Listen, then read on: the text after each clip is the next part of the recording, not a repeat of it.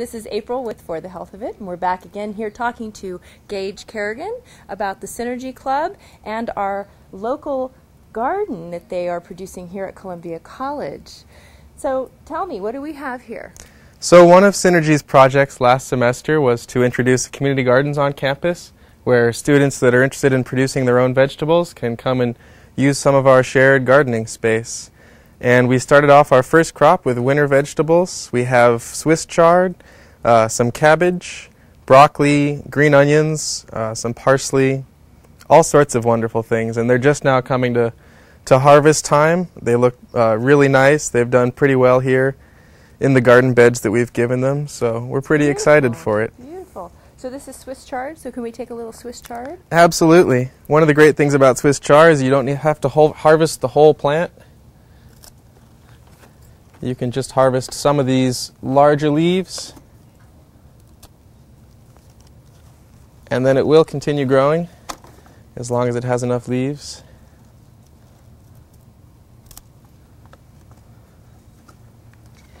Great. There's some chard. Have you ever had chard raw? I have not had chard raw. It's usually boiled when I have it, but let's try it. Nice and thick. Mm-hmm. Packed full of nutrition. Absolutely. Excellent. Let's harvest some of these onions. They're looking awfully good. These green onions or chives? They're green onions? I believe they're green onions. Wow. I have a hard time telling sometimes. Yeah, it smells good. Wonderful. And this guy looks awfully good.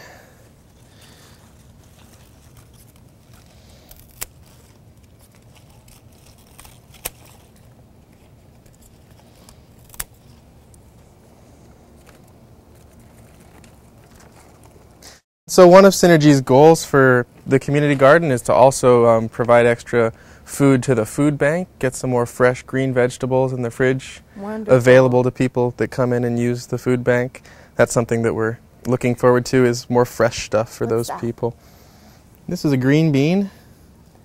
I'm not sure how ready these green beans are. Probably not very ready. They don't look quite big enough, so we're going to give them some more time. Okay. Let's check out the other garden bed. Great. See what else comes in.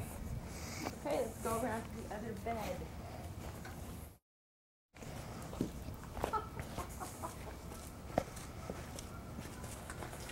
So this is yet another garden bed that you have, and I see broccoli and cauliflower and some more green onions. Some extra green onions, some extra kale, and I think that's it in this bed. None of these are quite ready for harvest yet, but they're looking very well. They're doing good in this environment, so that's something we'll be looking forward to in another few weeks, is harvesting these. And pretty much all of these came from nurseries and as donations, local nurseries, but we do also start some of our own seedlings in the greenhouse. So a lot of our spring vegetables and summer vegetables will be coming out once there's space here. We have tomatoes already started and a bunch of other things as well. And so can you tell me how a student might find Synergy? Synergy Club, the easiest way to find us is to look and see who's in the greenhouse. Usually around 10 to 11 o'clock, sometimes as late as 11:15. We'll have a small meeting Tuesdays, Thursdays, sometimes Fridays. And just in case someone doesn't know, where is the greenhouse located on campus? So the greenhouse is sort of in front of and to the side of the new science building, the Sugar Pine building. It's also behind the Toyon building, which is the old Natural Resources building. Wonderful. Thank you. You're welcome. This is our potato crop. It's also close to the greenhouse. They can tolerate some shade, so they're up against this wall for right now. We chose to reuse tires to make planting pots for these potatoes. And one interesting technique that we've decided to try with the potatoes is as they grow bigger, we're going to stack extra layers of tires and fill in with soil, and that should allow the potatoes to continue producing spuds even as they grow upwards. So it's an interesting trick to try to boost the yield from potatoes, and it's something we're going to try this year. Not quite sure how far away from harvest time the potatoes are right now, probably a few months at least. So that's something to look forward to towards the end of the school year. And you also have composting happening on campus, is that correct? Yes, we have a 3-stage composting, so a lot of the soil in these and in our garden beds comes from things that were discarded on campus, from culinary arts, from food bank leftovers, from all sorts of sources, coffee grounds. We try to reuse as many sources of organic material as we can find. And you're creating your own composting then? That's right, right. Yes, okay. We even have worms to help us with that process. Global warming! So those are our potatoes. We can show you what's going on inside the greenhouse also. Gage, do you have any gardening tips for the newbie? My biggest tip would be to pick an easy kind of plant. So it helps to know what each plant would like. Some plants want more sunshine. Some plants need shade.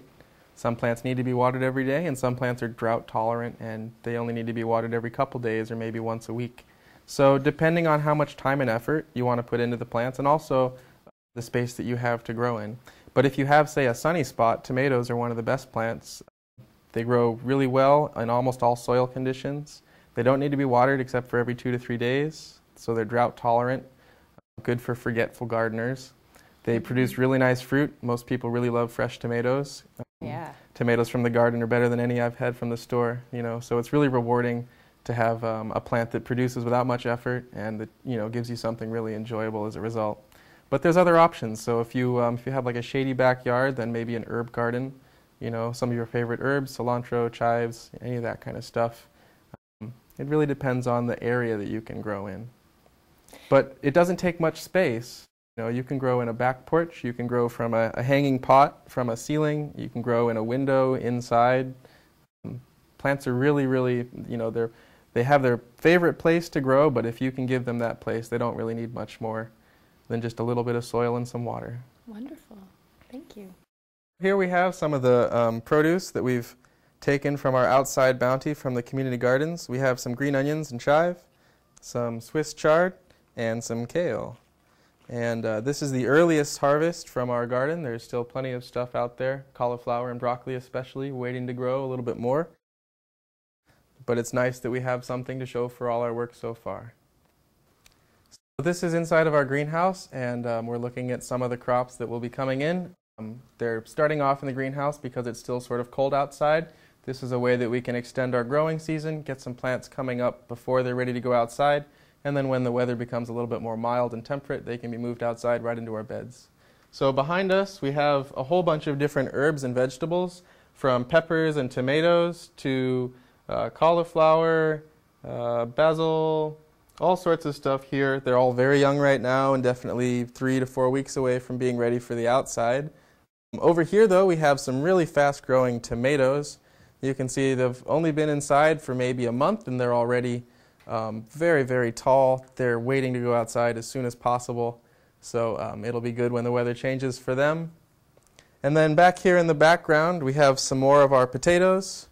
Same potatoes that we started as the same time as the ones that are outside in the tires that we already looked at. These potatoes have been staying in their small pots, and so they're not really taking off the same way. We're just waiting until the weather is a little bit better and we have some more tires to add on and enlarge our potato growing operation. So this corner is sort of the synergy corner, and these are the vegetables, plants that we plan on growing in the spring and in the summer. The rest of the greenhouse, if you ever come in here, it's sort of professors' plants and just interesting one-of kind of plants. Lots of cactuses that Misha Miller is growing, other kinds of exotic plants that you don't really see here in California. So it's nice to have a place where you can just come and see interesting plants. And that is everything inside the greenhouse. Thank you so much. You're welcome. See you next time.